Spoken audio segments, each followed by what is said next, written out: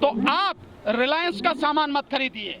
अंबानी की कोई भी फर्म है उसका कोई सामान मत खरीदिए। अंबानी के जितने भी हैं, रिलायंस का जो है, रिलायंस का जियो उसे तोड़ के फेंक दीजिए। 8,784 जो इनके स्टोर हैं उनमें से किसी पे सामान मत खरीदिए, चाहे वो रिलायंस स्मार्ट हो, चाहे रिलायंस जो है फ्रेश हो, चाहे रिलायंस डिजिटल हो, चाहे रिलायंस ट्रेंड हो।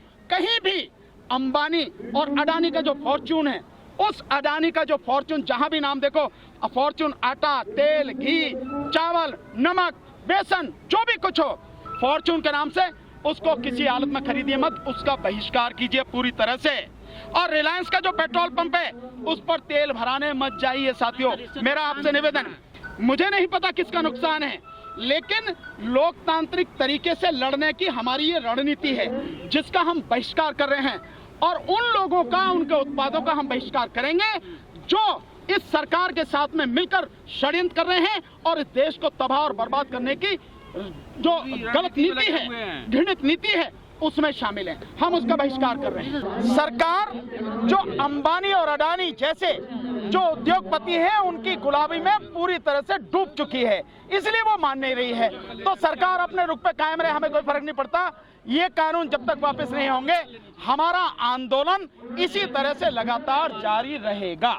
मैं तो ये कह रहा हूं कि अंबानी और अडानी और लाला रामदेव के जितने उत्पादन हैं, इनका बहिष्कार का कॉल हमारे यहाँ से दिया गया है, किसान संगठनों की तरफ से, किसान आंदोलन की तरफ से। तो मैं सबसे कह रहा हूँ भैया, इनका बहिष्कार करो। क्यों? क्योंकि ये वो लोग हैं जो सरकार के साथ इस पूरे देश को तबाह और बर्बाद करने के षड्यंत्र में शामिल हैं। सर, लड़ाई सरकार से है आपकी, उद्योगपतियों से? बिल्कुल, सबसे लड़ाई है। जो भी देश को बर्बाद करेगा, अगर आप भी देश को बर्बाद करने की बात करेंगे तो आपसे भी लड़ेंगे।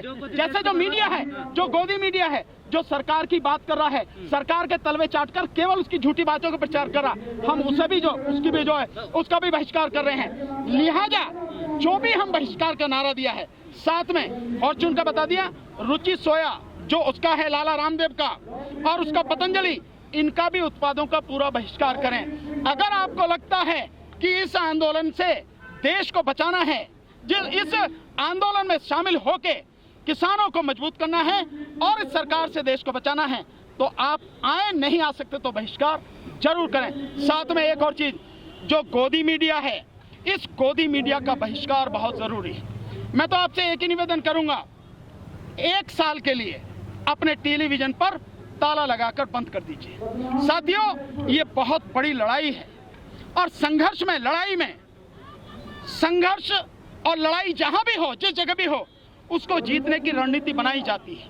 और रणनीति का ये एक हिस्सा है कि जो लोग आपके पैसे से अपनी दुकान चला रहे हैं, आपके पैसे से अपनी जेबें भर रहे हैं, आप अपनी मेहनत का, गाढ़ी कमाई का एक भी पैसा उनकी जेब में न जाने दें। इसलिए जो टेलीविजन है उस पर पूरी तरह से ताला लगा दीजिए। आप 1 साल के लिए तो कर सकते हैं, आप इतना तो कर ही सकते हैं। लॉकडाउन में हम लगभग 1 साल होने जा रहा है, घर से बाहर तक नहीं निकले, तो हम टेलीविजन पर ताला नहीं लगा सकते। ये लड़ाई का हिस्सा है, आप घर बैठे भी लड़ाई का हिस्सा हो सकते हैं। इसलिए मेरा आपसे निवेदन है, इसका पूरी तरह से पालन करके बहिष्कार को अमली जामा पहनाकर इस आंदोलन की ताकत को बढ़ाइए। और जहां तक रही मोदी जी की बात, मोदी जी का पूरा 7 साल का जो इतिहास है, इसको आप उठा के देखिए। इसमें मोदी जी जिस चीज को कहेंगे कि नहीं करनी, आप समझ लीजिए इसी को करेंगे, और जिस चीज को कहेंगे नहीं ये करनी है, आप मान लीजिए इसे नहीं करेंगे। एक भी उदाहरण ऐसा नहीं है पिछले 7 साल में जो मोदी जी ने कहा हो और उसी को किया हो। जो नहीं कहा उसको किया और जिसका विरोध किया उसको इन्होंने यहाँ पर लागू किया। ये मोदी जी की है। झूठ बोलने में इस दुनिया में मोदी जी से ज्यादा कोई भी माहिर व्यक्ति नहीं है। इसलिए मोदी जी की बात और कुत्ता की लात और इसी तरह से इनके जुड़े हुए जो लोग हैं, अंबानी और अडानी, इनकी बात का कोई भरोसा नहीं है। वो हमारा मनोबल क्या तोड़ेंगे? मनोबल तो सरकार का ही टूटेगा। और हमें मालूम है क्या हो रहा है, क्या होने वाला है। हाँ, सरकार जो रणनीति अपना रही है, इसमें समय बेशक लग जाए, लेकिन आखिर में जीत किसानों की ही होनी है। और ये तीनों कानून वापस होंगे, एमएसपी कानून बनेगी, अन्यथा इस सरकार को उखाड़ के फेंक दिया जाएगा। नहीं, देखिए, वार्ता विफल होने का मतलब है, हम तो पहले ही जानते थे कि इसका नतीजा क्या होना है। लेकिन क्योंकि हम लोकतांत्रिक परंपरा का सम्मान करते हैं, इसलिए उस वार्ता में हम लोग गए थे। हम जानते हैं, हमें मालूम है कि सरकार किस तरह से केवल समय इसको टाल रही है और सरकार इस मुद्दे को लेकर पूरी तरह से असंवेदनशील है। उसकी संवेदना पूरी तरह से मर चुकी है। जो किसानों की मांग है या जो किसान इस कानून को वापस करने के लिए बात कर रहे हैं, उसको वापस लेने से कम में कोई बात होगी नहीं और सरकार मानने को तैयार नहीं है। नहीं, किसानों के हित में अगर ये सरकार होती, या इससे भी आगे मैं कहूं कि अगर किसानों के हित में जरा सा भी सोचती तो ये कानून ही नहीं आते। ये कानून आ गए और ये कानून उस समय लाए गए जब आपने पूरा देश बंद कर रखा है, जब आपने पूरा देश लॉकडाउन में रखा हुआ है। उस समय आप पिछले दरवाजे से कानून लेकर आए हैं। आपने किसी से भी चर्चा नहीं करी, ना किसी किसान से, ना किसी किसान संगठन से, ना किसी अपने विपक्ष से, और ना ही आपने संसद में भी इस कानून को लाने से पहले, बिल लाने से पहले जो स्टैंडिंग कमेटी है ना उसको भेजा। आपने किसी से भी चर्चा नहीं करी, देश में कहीं भी आपने चर्चा नहीं कराई। तो ये सबको मालूम है कि ये सरकार किसानों के पक्ष में नहीं, किसानों को और किसानों के साथ साथ इस देश को तबाह और बर्बाद करने के लिए तुली हुई है। अगर ये सरकार वाकई में किसानों के हक की बात करती या किसानों के विषय में जरा सी भी चिंतित होती तो किसानों से वार्ता करके लाती, किसान संगठनों से वार्ता करके लाती, और भी कुछ नहीं तो बिल लाने से पहले जो संसद की स्टैंडिंग कमेटी है, स्थायी समिति है, जिसको हर बिल भेजा जाता है, उसको भेजती ताकि उस पर व्यापक चर्चा होती और जो कानून बनता वाकई में एक अच्छा कानून बनता। सरकार ने ऐसा नहीं किया। उन्हें माल बेचने से कौन मना कर रहा है?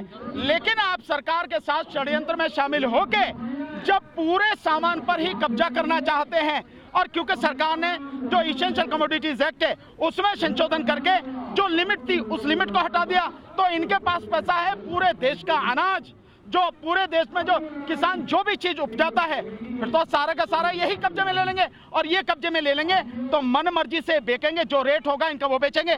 जैसे आपको मैं बहुत उदाहरण बताता हूँ, आप इससे समझें। आज की तारीख में इसको समझना बहुत जरूरी। आज की तारीख में जो किसान जिस अनाज को उपजाता है, जब तक वो किसान के खेत में है, उसकी कीमत जितनी है, जैसे ही वहां से उठ के वो व्यापारी के गोदाम में पहुंच जाता है, उसकी कीमत 110% बढ़ जाती है, केवल इतनी ही देर में। और इसके अलावा आप पहले सुनिए, आप इसके अलावा जो किसान का जो अन्न है, किसान जो उत्पादन करता है, ये जो फूड से जुड़ी हुई कंपनियां हैं, आपको मालूम है इनका मुनाफा कितना है? इनका मुनाफा 8000% से लेके 15000% तक है। मतलब ये माना जाए 80 गुना से लेके 150 गुना तक। यानी जो किसान है उस किसान को उसकी लागत भी नहीं मिल रही। आप बाकी तो चीजें छोड़ ही दीजिए, उसकी लागत भी नहीं मिल रही, उसकी मेहनत भी नहीं मिल रही। और उसी अनाज से, क्योंकि व्यापारियों के पास पैसा है, तो पैसे वाले 8000 से लेके 15000 गुना तक, 15000% तक उसका मुनाफा कमा रहे हैं। क्या मानेंगे आप इसे? और सरकार ने उन्हीं को और मालामाल करने के लिए ये कानून बनाए हैं, उन कानूनों में संशोधन किया है। ऐसा है जैसे प्रधानमंत्री झूठ बोलते हैं और अंबानी अडानी उन्हीं की मंडली के हैं, तो ये सारे के सारे झूठ बोलने वाले लोग हैं और हमें इनके झूठ में नहीं फंसना। क्योंकि आप अगर देखें, जिस दिन से मोदी जी इस देश की राजनीति में आए हैं, जो चीज उन्होंने कही उसके विरोध में उन्होंने काम किया। जब मोदी जी 2014 से पहले थे, गुजरात के वो थे मुख्यमंत्री, इन्हीं किसानों का समर्थन करते थे। इन्हीं की सरकार, जो आज ये बीजेपी सरकार है, इन्हीं के एमपी, इन्हीं के सारे लोग संसद में 2011 और 12 की सारी प्रोसीडिंग्स देखो, उन्हीं को जो बात आज हम कह रहे हैं वही बात वो कहते थे। पर उस समय क्योंकि कांग्रेस ला रही थी तब ये लोग विरोध कर रहे थे, और आज ये खुद लेके आए हैं और बहुत ही विभत्स रूप में लेके आए, बहुत ही खतरनाक रूप में लेके आए। तो आज किसान विरोध कर रहा है, तब ये कह रहे हैं कि भाई हम किसान के फायदे के लिए लेके आए हैं। इस चीज को हमें समझना होगा कि जिस देश में अदालत पर भरोसा खत्म हो गया, मुझे तो पहले से ही नहीं था, मैं तो जानता हूं, लेकिन अगर किसान नेताओं ने कहा है तो अदालत को आत्मावलोकन करना चाहिए, सुप्रीम कोर्ट को, हाई कोर्ट को सोचना चाहिए कि आज की तारीख में सरकार की तो साख ही नहीं है, साख जो है वो अदालतों की भी खत्म हो चुकी है। नहीं, ना हम भड़का रहे, ना हम गुमराह कर रहे, इस देश में अगर लोगों को गुमराह कोई कर रहा है तो नंबर 1 है प्रधानमंत्री श्रीमान नरेंद्र मोदी जी। श्रीमान नरेंद्र मोदी जी वो कर रहे हैं गुमराह, और फिर बाकी जो उनके मंत्री हैं, बाकी जो उनकी पार्टी है और बाकी जो आरएसएस है, इनके संगठन ये गुमराह कर रहे हैं। हम तो लोगों को सच बता रहे हैं, और सच क्या बता रहे हैं? कानून बता रहे हैं। ये है कानून, और ये कानून देश को तबाह करने वाला है। मोदी जी और उनके मंत्री कानून पर बात नहीं करते हैं, बाकी सारी बात करते हैं। वो कहते हैं कानून बढ़िया है, ये नहीं बताएंगे कैसे बढ़िया है। वो कहते हैं आमदनी दुगनी हो जाएगी, ये नहीं बताएंगे कि कैसे हो जाएगी। ये सारी चीजें हम लोगों को बता रहे हैं कि कुछ नहीं होने वाला है। सरकार झूठ बोल रही है और देश को तबाह करना चाहती है, और अंबानी और अडानी जैसे जो उद्योगपति हैं उनकी चौखट पर गिरवी रखना चाहती है। नहीं, हम लोग तो तब भी विरोध कर रहे थे। पिपिल साहब, आप कैसे कह रहे हो हम कहाँ थे? आप मुझे देखते नहीं हम कब से विरोध कर रहे हैं? हम तो लगातार विरोध कर रहे हैं। एक चीज बताओ आप हमें, सीए एनआरसी के में हमने तबीयत से विरोध किया, पूरे देश में किया।